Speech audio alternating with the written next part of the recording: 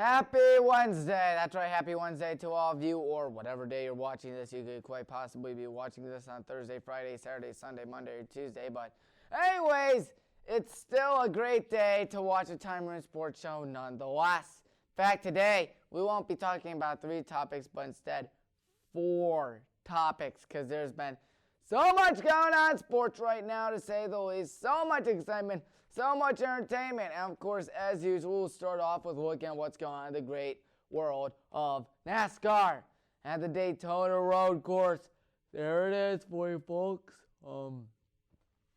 This is the first time they've raced a road course at Daytona. Now, this race was originally going to be at Watkins Glen, but due to, of course, COVID, New York decided to cancel it. And because it's Florida, do I have to say more? They decided to have the race, and of course, fans were there. 3.61 miles long, and most of the race is pretty much the normal track, as you can tell. But you go in and out. Look at that leg right there, as they say it. But still, or between 2, 3, 4, 5, 6, and then there's times in which you turn left and then right, and then left and then right again. Infinitely crazy.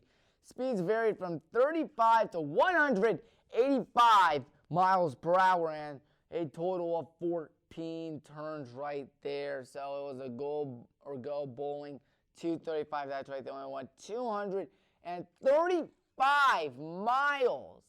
That's it, 235 miles. That's crazy.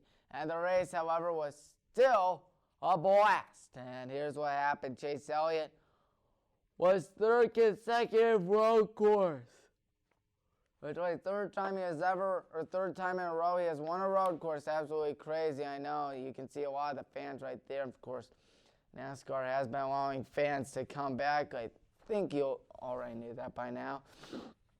Anyways, Chase Elliott also won Stage 2, and Denny Hamlin won, Chase Elliott won Stage 1, but Denny Hamlin won Stage 2. This was Chase Elliott's 2nd win of the season, and of course, not to mention, he won the All-Star race as well. And there were just 65 laps during those 235 miles, which is absolutely crazy and hard to believe. And there was also a lightning delay on lap 34, which put out the caution flag out early.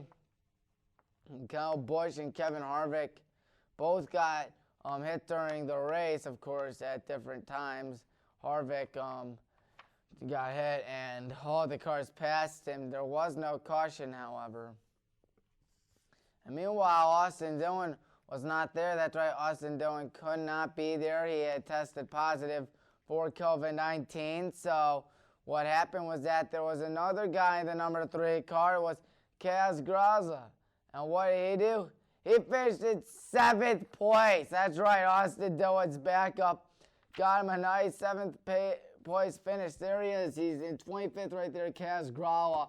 McGraw moved up to 7th, which is absolutely crazy and hard to believe. I know. And of course, now time to transition from NASCAR to the Cleveland Indians. That's right, Cleveland Indians. Time to look at the team leaders heading into August 18th, heading into yesterday. And they're looking a little like this. Franmil Reyes, that man right there.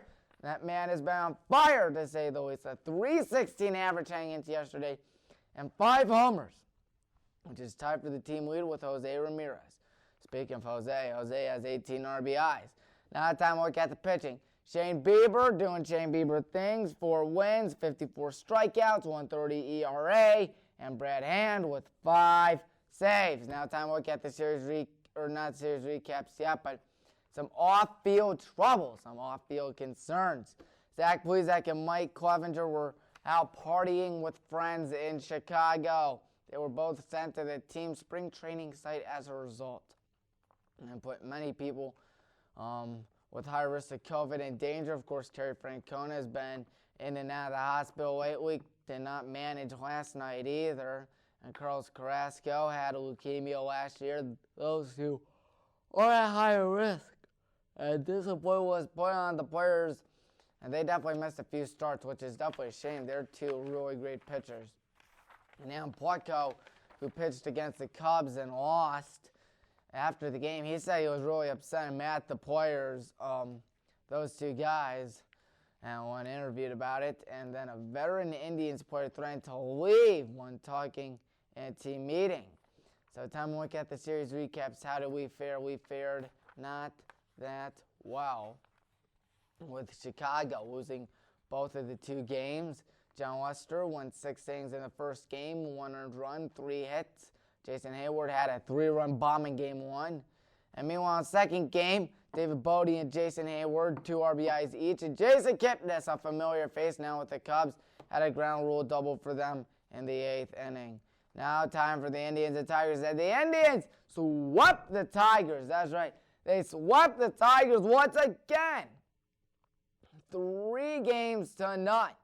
And they become the first team in 50 years to win 20 consecutive games against one team. Last team to do it was the Baltimore Orioles from 1969 to 1970, which is really unbelievable. Think about it.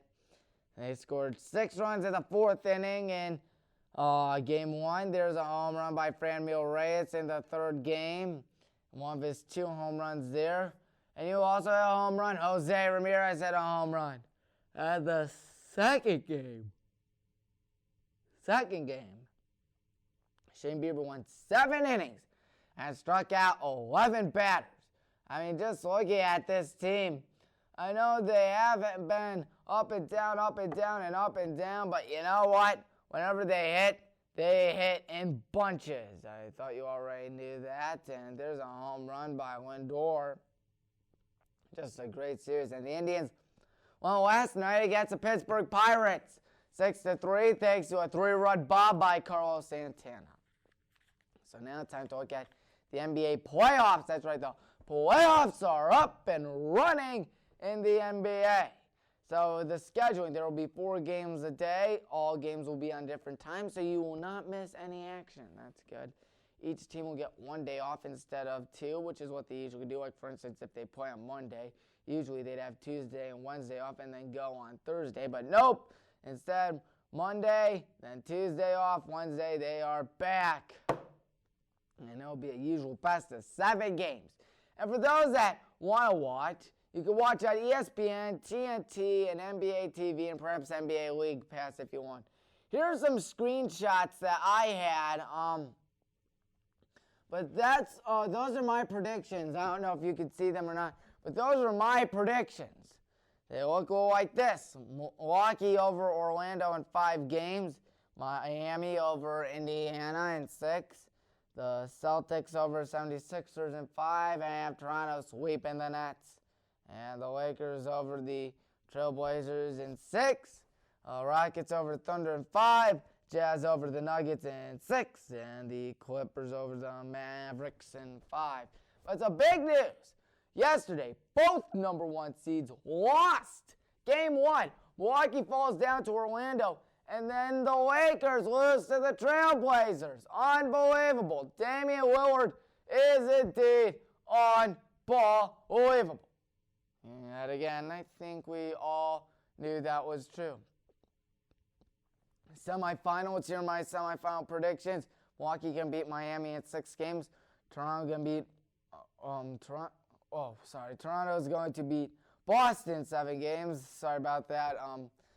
Little typo right there on my outline. The Lakers are going to beat the Rockets in 5, and the Clippers over the Jazz in 6. And conference finals, Bucks are going to beat the Raptors. Lakers are going to beat the Clippers. And then the NBA Finals, if we can see that, there it is. Los Angeles going to win 6 games. And it'll be a great postseason. But yet again, Orlando was able to upset Milwaukee in Game 1. And Portland was able to upset Los Angeles in Game 1 as well. So with that being said, time for the big story of this week. And it is that it was UFC Event 252. And though it might have been the 252nd event the UFC has ever had, it might have been the best one they ever had. Start off with John Dodson against Mirab Dvalishvili, hopefully I said that right, and Dvalishvili won via the decision. The fight went 3 rounds, and they were 5 minutes each. Mirab had 88 strikes on Dodson, and 51 of his attempts were successful. So after that, you have Herbert Burns against Daniel Pineda, and Daniel Pineda won with a knockout. Fight ended on the second round, and Pineda completely dominated Burns throughout the entire fight. It was a good one, for sure. And then there's Junior Dos Santos against Jerzino Rosenstruck, and Rosenstruck, I think is how it is, maybe a silent I. But he won the fight in the second round. So, anyways, Jerzino had 42 strikes and 42 significant strikes and 1 takedown. So, say the least, he had the upper edge on Junior Dos Santos. And then you have Sean O'Malley against Marlon Vera. Vera won the first fight with a knockout. There were 18 strikes by Vera and 10 by O'Malley. Then the big fight, one of the biggest fights UFC has ever seen.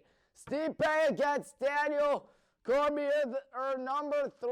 They have fought 2 previous times. We're going to look at preview. Cormier won the first fight of the series. They had the Cleveland native, Stipe Miocic won the second fight. And the fight on Saturday would determine which one was the best. It was considered one of the biggest fights in UFC history, and I would say it was. The word would be probably the best heavyweight fighter of all time. And I don't know about you, but I and everyone else at Cleveland was rooting for that guy right there, Stipe. And this is what happened. It went the full 5 rounds. It went all 5 minutes. So therefore, 25 minutes of kicking and punching right in the octagon. And the winner was Stipe. He won it and holds the title of the best out of all of the UFC. So he won via decision. There he is, beating the lights out of Cormier. He had more strikes and significant strikes than Cormier. 171, 145 for strikes, 115 to 105 for significant strikes. Cormier did have 1 takedown, but Stipe had 1 knockdown and 1 pass. He had the advantage in pretty much all the rounds except round 4. It was really round 4 which Daniel Cormier had the advantage, but it was that guy right there, Stipe, keeping that belt and is the heavyweight title holder.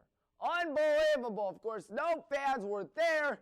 It was at the UFC headquarters because of the virus, but still, Stipe was there, able to dominate. Of course, the UFC, just like NASCAR, just like golf, they got off to a head start really early compared to most other sports, trying to capitalize on the fact that they could easily do their sports without any fans. And what do you know? That happens. Stipe wins. And it was indeed one of the best fights the UFC has ever, I repeat, ever seen. Unbelievable is an understatement. Definitely one of the best fights, perhaps, within the last 20, 25 years maybe. And definitely something that will be talked about for quite a while. But anyways, time to wrap it up. But before we wrap it up, some good news in the words of the professor from Futurama. Good news, everyone. And it's that Governor DeWine has just greenlit all high school sports, both contact and non-contact. So that means there will be a high school football season after all. And all my doubts and sadness are gone. And it's good again, my friends. It is good again. Of course, there will be a 6-game season, of course. And the governor said that fans are allowed, but only family members and close friends. But however, you know, it's not easy to find good news nowadays with this virus and all the crazy stuff happening right now in our country and our world. But you know what? Whenever you find good news, you always have to report it. And such good news like this, high school football coming back, is something to enjoy. So August 28th will be there. Next week, I'm going to give some of my picks. And you know that next week for Tommy Maroon Sports Show, it's going to be a blast. So make sure you're on WCTV throughout the entire week to watch other great shows here and this show right here, Tommy Maroon Sports Show. So please stay tuned and have a good one.